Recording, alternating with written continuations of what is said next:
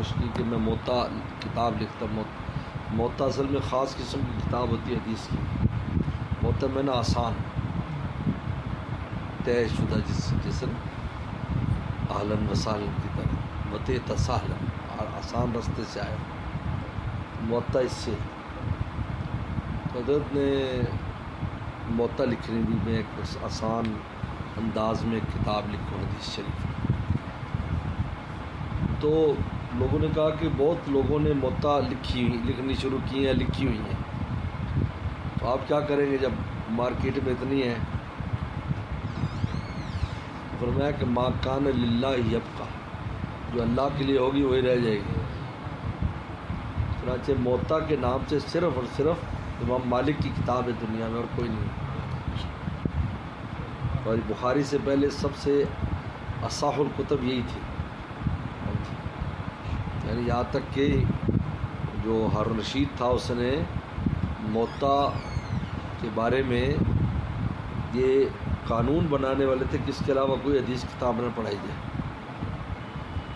لیکن پھر ان کو علماء وغیرہ نے روکا کہ نہیں، ایسا نہیں ہے، حدیث کی بہت سی کتابیں یہ.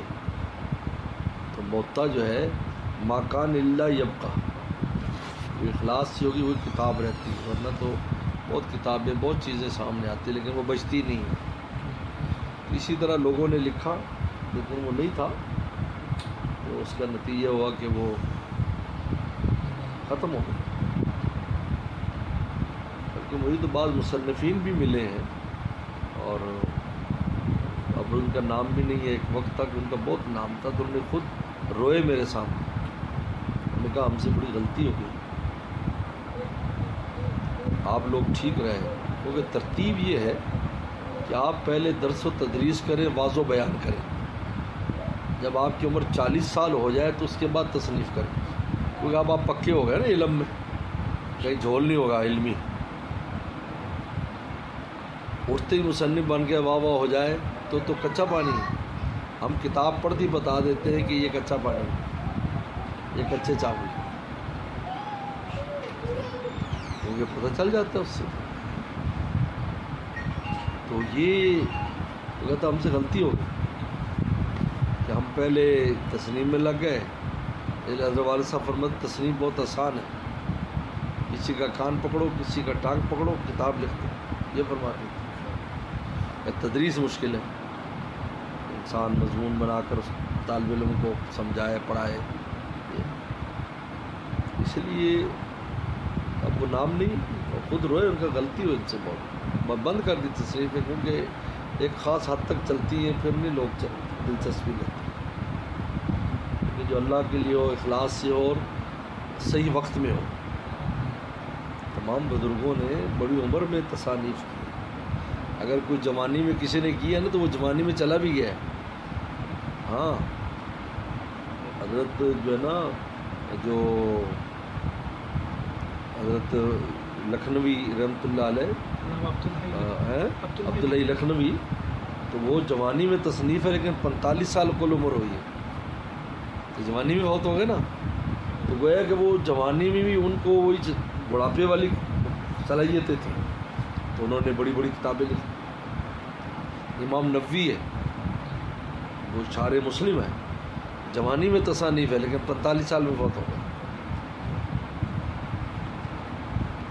امام نووی. اور خود امام مسلم 50 سال کی عمر میں فوت ہو گئے. ہمارے حضرت نانوتوی رحمۃ اللہ علیہ 45 سال میں فوت ہو گئے.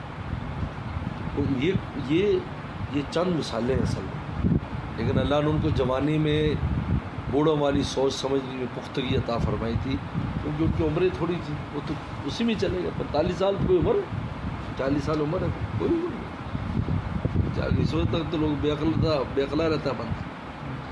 لیکن عام ترتیب یہ ہے کہ جب 40 سال عمر ہو جائے اور درس و تدریس میں ایک زمانہ گزرے، بعض و بیان گزرے، اب تصنیف کریں.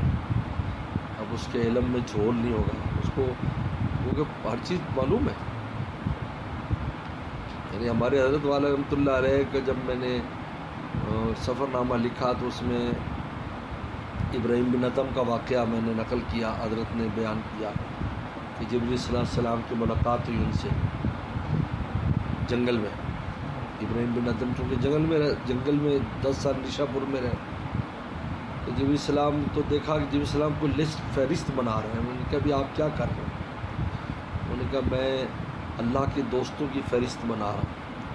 انہوں نے کہا میں یہ دعویٰ تو نہیں کرتا کہ میں اللہ کا دوست ہوں، لیکن میں اس کی مخلوق کا ضرور دوست ہوں. مخلوق سے محبت کرتا ہوں، تو کہیں نیچے میرا بھی نام اڑا دینا. پھر جبریل صلی اللہ علیہ وسلم کی ملاقات کافی عرصے بعد ہوئی تو انہوں نے کہا کہ کیا ہوا؟ انہوں نے کہا میں اللہ تعالیٰ کے پاس فہرست لے گیا. اللہ تعالیٰ نے فرمایا کہ پہلے ابراہیم کا نام لکھو،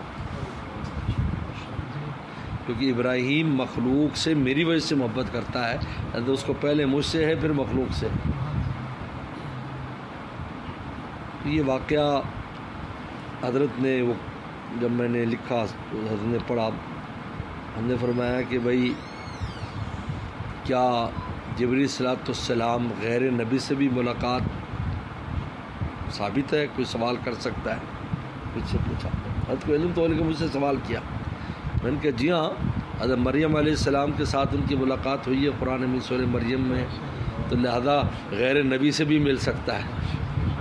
بہت خوش ہوئے. فرمایا یہ بات حاشی میں لکھ دو. پھر میں اس کی حاشی میں یہ بات لکھ. تو اگر ایسی کوئی بات آ جائے، اس قسم کی باتیں جو علمی دنیا میں اس سے ترقی اگر آپ کی نظر سے نہیں گزری ہے تو آپ کیا کریں گے؟ ابھی سفر میں بھی بہت سے لوگ کینیڈا ادھر ادھر کے تھے، مختلف آڑے ترچھے سوالات کر رہے تھے. ہاں جی، ان کو الحمدللہ ایسا مطمئن کیا، ان کے ساتھ اور بھی لے کے وہ حیران ہو گیا اور کہا کہ بالکل ہمیں اطمینان ہو گیا. ایسا نہیں ہے. یہ ساری چیزیں انسان جب پختگی آتی سے، حضرت والد صاحب تو فرماتے تھے 40 سال 14 سال تک جب تک تدریس نہ کرے تو اپنے آپ کو عالم بھی نہ سمجھے. یہ بخارا سمرقند کی مثال ہے کہ 14 سال تدریس کرو پھر سمجھو کہ تم مولوی بن گئے.